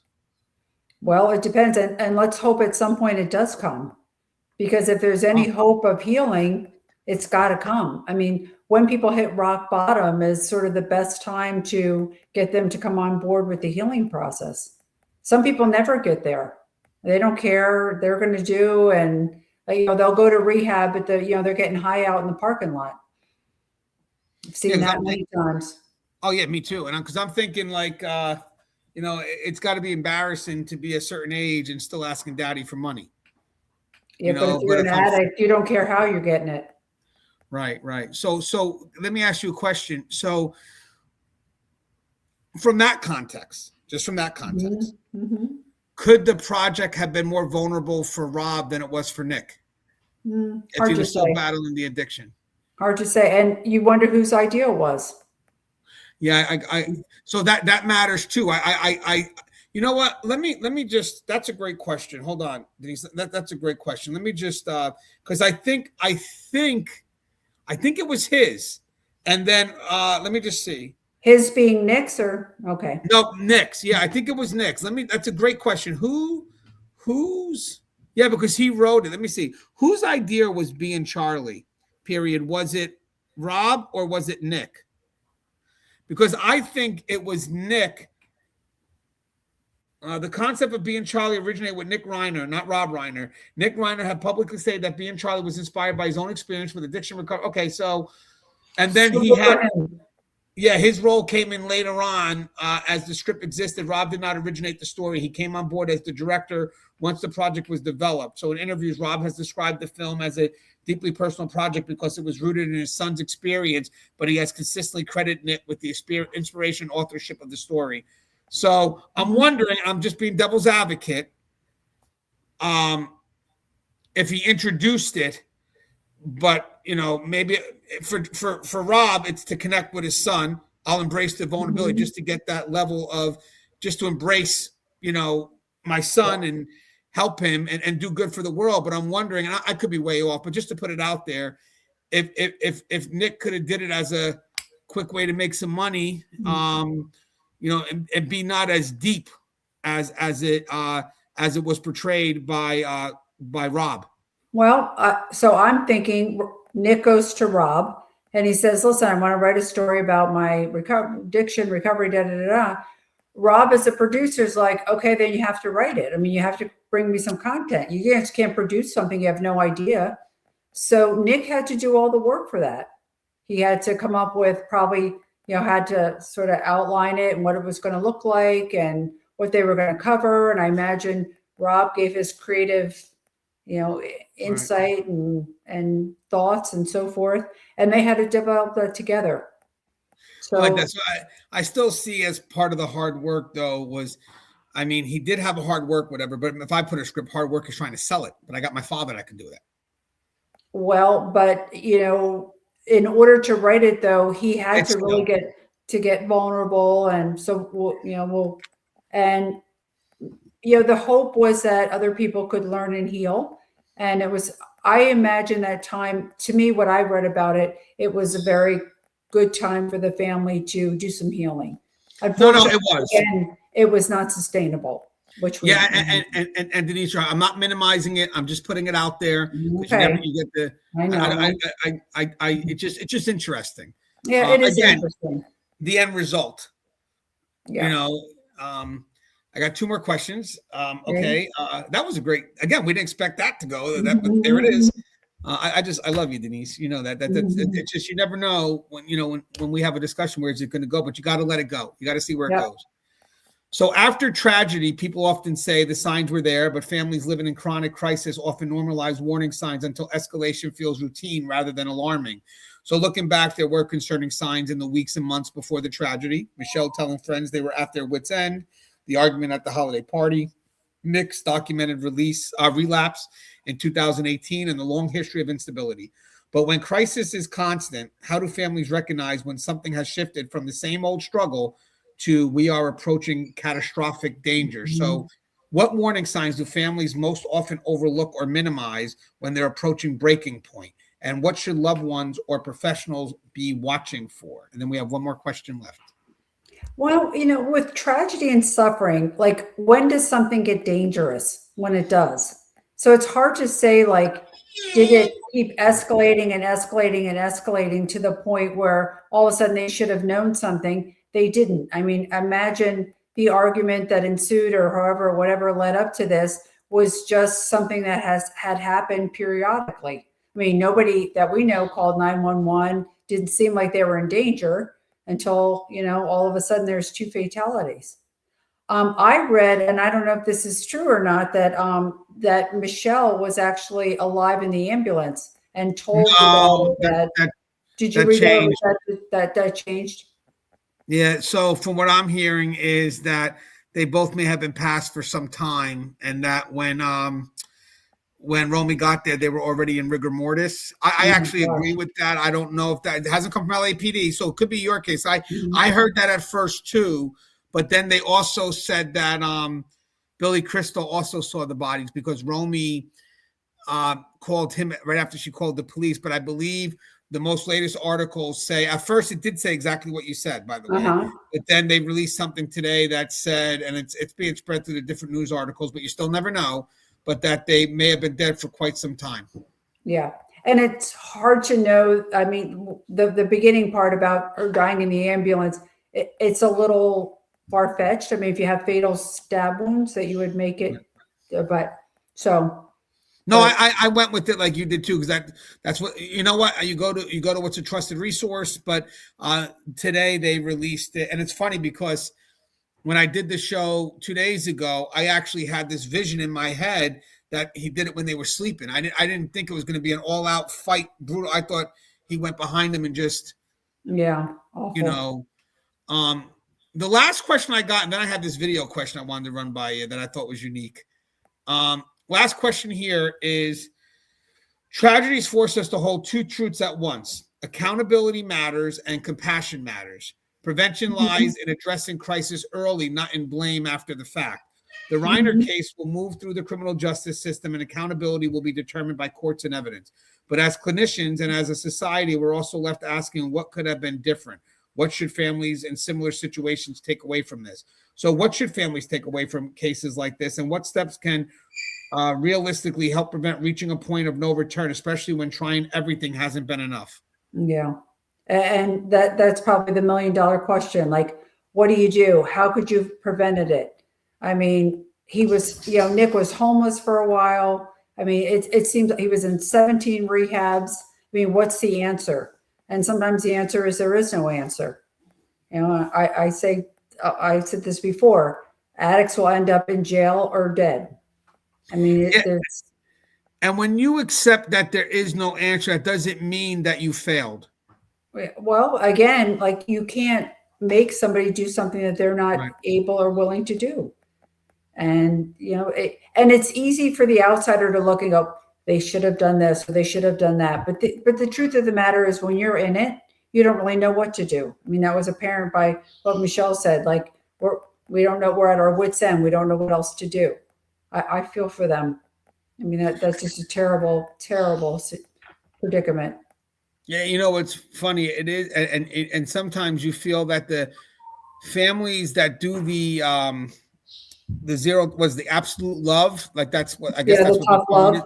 Yeah, the tough love. It's usually the ones that pretty much kind of set on these 3 words. It's on them. And therefore they alleviate themselves from the guilt that could be played on them, from the blame that could be played on them. Yep. They detach from it. And people say, oh, that's cold, so cold. But again, you got to drop the rope. Yeah, I like that. I like that a lot. I'm going to I'm going to use that. And I'm going to tell you something. I just hope people hear me say drop the rope and not drop the soap. I do work in Yeah, a prison. exactly. Yeah. I'm In gonna corrections, emphasize you got to rope. make that distinction. Yeah, 100%. I got one video I want to show you. It's from Hidden Hey. Killers. I think it's a great question. If you don't mind, I'll have you answer it first. Yeah, I was just looking for my glasses. All right, so this is Tony Bruschi. That's his name. So let me play it. I can't stop thinking about the Rob Reiner situation, and here's a question that I want to throw to you. What would you have done? Your adult son is mentally ill. He's refusing treatment. He's getting worse, more erratic, more paranoid, more dangerous. You've tried therapy. You've tried hospitals. You've called the cops. You've begged doctors, and every single time you hear the same thing: he's an adult. We can't force him. So what do?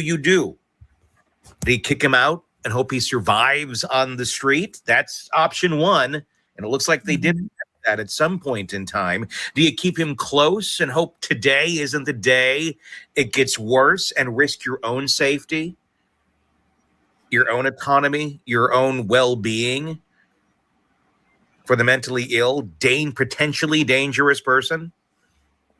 Do you spend hundreds of thousands of dollars in lawyers trying to get a conservatorship that California almost never grants unless your kid is completely incapacitated? Rob and Michelle Reiner put everything out there, and by every account, tried everything. They had money, they had connections, they had access to the best doctors, the best lawyers, the best facilities, and guess what? None of it mattered because the system isn't built to help families.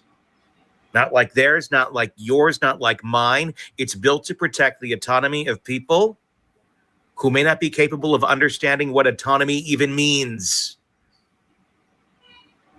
So while everyone's asking, how could this happen? Ask yourself the harder question. If it were your kid, what would you have done? Because whatever answer you come up with, they probably did it within the confines of a system that is on the side of the mentally ill, the potentially dangerous to themselves and others, far more than those who are on the side of trying to get them the help and forcing them to get the help that they need. Now, I'm not 100% in agreement with him. I just want to say that. I'm sure you're not either, but I would love your thoughts on that, because when I saw that, I wasn't 100% on the same page. I guess the answer is the Reiners did what they felt was best. And what's the right answer? The answer is that the decision that you feel is best, whether it's religious or whether it's your ethics or values or whatever, and it's something that you can live with. I mean, again, we can all be on the outside and say they should have done this, they should have done that, but the bottom line is you don't know what you would do until it happens to you, and then you got to do it with what you feel is best. Yeah, and I just want to also add that the system, or whatever he kind of attacks a little bit. Now, mind you, I am a big believer of systems. Yeah, I work in one. Too. Yeah, 100%. Denise is too. So I never put 100% on the system. That's unfair. Agreed. That's unfair. The funny thing is, I put a very small percentage on the system, because if you don't have the cooperation of the other party, the system can't do anything. Me too. I tell clients all the time, I don't have a magic wand. So right. If you get better, you can thank me, but you really did all the work. So. But that's also beneficial on so many different sides. I love what you just said, and I don't want to step over that. That is extremely important, because once you're able to give that responsibility to where it lies, then the victory is theirs. Absolutely. I mean, what a great way to see that. Absolutely. I tell them, I just shake the pom-poms like a little cheerleader. Like you got this. But that's about all I can do. I mean, I can give you some guidance. I can give you what I know, but I can't make you. And if you do it, that's all you. I'm not taking the credit for that. And you're right. So being Charlie, I mean, it's a unique perspective, because the system that they portray is not going to be a system that's heroic. It's going to be a system that is damaged. And it really is about, the system can only do so much. At the end of the day, it really is on the individual to go in and be compliant. Right. That's it. That's the game. And that's the only thing, as I said, that I wouldn't be in agreement with, but doesn't mean I don't accept any other opinion. I just said I wouldn't be in agreement because I work in systems, and I do know the people that do tend to work behind us. Sometimes they do get frustrated. They unfortunately could become disenfranchised when they work with individuals, and unfortunately they're not successful with these individuals, and they take the onus of that success or the failure. Sorry, they take the onus of the failure and become disenfranchised because they intertwine themselves with outcomes that they cannot control. And I've seen that. I remember a social worker telling me, as I said before, she couldn't say it's not your job to save an inmate, because even when the inmates tell you that, that's manipulation too. Yeah. So do I go into corrections and I come out and I never commit a crime? Is that because the correction facility was great? No, it's just that when I got there, I gave it to God, or I came to God or whatever, and I got out and changed my life. Fantastic. Has nothing to do with the facility. But if I go in and I go out and do another crime, is that because the facility was good or bad? No. Just that I didn't learn from it, never gained insight, and went out back to do what I was doing before. Has nothing really to do with the system, but the system is geared to help them. What? They got to want to have help. And I love what you said before about navigate. I would actually go as far as saying, adding another word to that. I want to borrow on your theory and add navigate change. And I'm thinking in my head just now, a quick little metaphor is I could put the information of where we got to go in the GPS system, but I'm not driving the car. That's it. Right? Would that be, is that a good bit of a metaphor there? Yep. And again, when I work with clients, my intention is to help them, but I have no control over that. And do you think that some of the families that feel they're failing is because they figure that they have to navigate and drive the vehicle, and that's not the case? Or if the vehicle doesn't drive, that's something that they've contributed to, when it's really, and that's just an irrational thought. But as a parent, we can't blame them for that. It's their child. So, it's just a really tough place to be. Seen it many, many times. And if you want to further the metaphor, it's funny. Like, you could say, you know what, we've been in this car for hours, but we're still in park. Mm-hmm. So don't bullshit me. We haven't moved an inch. No. And that's part of the manipulation, the addict trying to say we've been in this car for hours. Yeah, but we haven't moved. Mm-hmm. I think that's a class in itself. Yeah. Hey, by the way, this is great. We did it. We haven't. I'm going to probably reach out to you again later in the week, because I have another update. But I'll text you, because I've been really focused on this. I have to go back and see what other cases I've covered that have some updates too. But I wanted to hit you up before this case. But then this case took priority. Hey, Denise, let's get all your information out there. You got books. How can I reach you? Let's put it all out there. Yes. Please connect with me, DeniseSchonwald.com. I've written books, adult books, children's books. I'd love to hear from you. Yeah, and by the way, Denise, this audience is very giving here. If you open up, it's free. If you open up and buy me a coffee, I could put the link. And then when we do a show, I can tell people, if they don't mind, if they would like to donate to you, they can hit the link. And people do. They donate a couple of bucks because they appreciate the dialogue. And it's nothing. It's just, you put it together. It's free. If you look up Buy Me a Coffee. So again, with that said, I always have Buy Me a Coffee. I have the link to that in the description, plus on top of my YouTube channel. And please, guys, check out her site. Read her books. Her books are amazing. And hope you guys enjoyed the content. And I'll have another video up tomorrow. See you guys later. Take care, guys, and stay safe.